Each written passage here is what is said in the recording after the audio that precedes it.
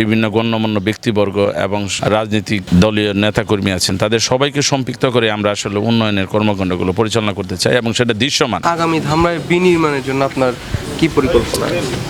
আমার পরিকল্পনা হচ্ছে ধামরাই না শুধু ঢাকা জেলার 20টি সংসদীয় এলাকায় প্রত্যেকটা জায়গায় উন্নয়ন হবে দৃশ্যমান এবং সেখানে কোনো দুর্নীতি থাকবে না, কোনো স্বজনপ্রীতি থাকবে না।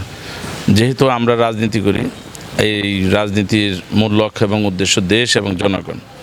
আর আমার রাজনীতির সুবাদে আমাকে ঢাকা জেলা পরিষদের প্রশাসক নিয়োগ দেওয়া হয়েছে। আমাদের মাননীয় প্রধানমন্ত্রীর যে অভিপ্রায় সেটা হচ্ছে দেশের জন্য, দেশের মানুষের জন্য কল্যাণকর কাজ করা। সেই কল্যাণকর কাজ যদি করতে হয় তাহলে সততা, নিষ্ঠা এবং আন্তরিকতা দিয়ে করতে হবে।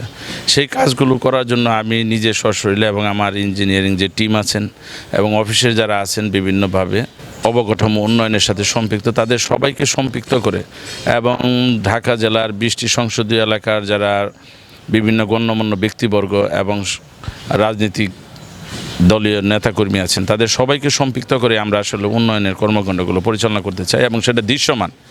আমরা যে কাজগুলো আমাদের পরে করতে হয় সেই কাজগুলো আমরা আগে করতে চাই।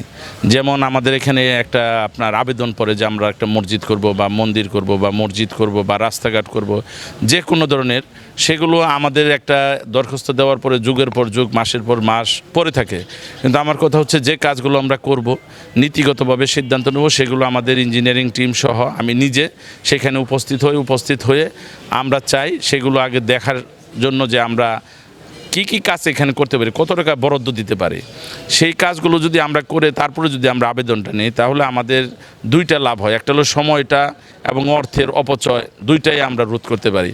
আমরা সময়টা কীভাবে করতে পারি, আমাদের মাসিক সভা হয় একটা, আমরা চিন্তা করতেছি আগামী অর্থ বছরে আমরা 2টা করে মাসিক সভা করব। যেহেতু বিগত পতিত স্বৈরাচার সরকার উন্নয়নের নামে টাকা পয়সা লুটপাট করতো, কিন্তু আমরা আমাদের মাননীয় প্রধানমন্ত্রী জনাব তারেক রহমানের নেতৃত্বে আমরা একটি অঙ্গীকারবদ্ধ, আমরা অর্থনৈতিকভাবে আমরা যেমন সাশ্রয়ী হব তেমনিভাবে আমরা কাজগুলো আমরা দৃশ্যমান করব। সেই কাজগুলো দৃশ্যমান করতে হলে আমাদের কাজের যে মনে করেন যে বরাদ্দ, সেগুলো যেন সঠিক এবং সুন্দর মতন করতে পারি। কোনো কাজ যেন হাফ ডান না থাকে, অসম্পন্ন কাজ কখনো কোনো দিনই অর্থনীতির ভিত্তিকে মনে করেন মজবুত না করে আরও দুর্বল করে দেয়।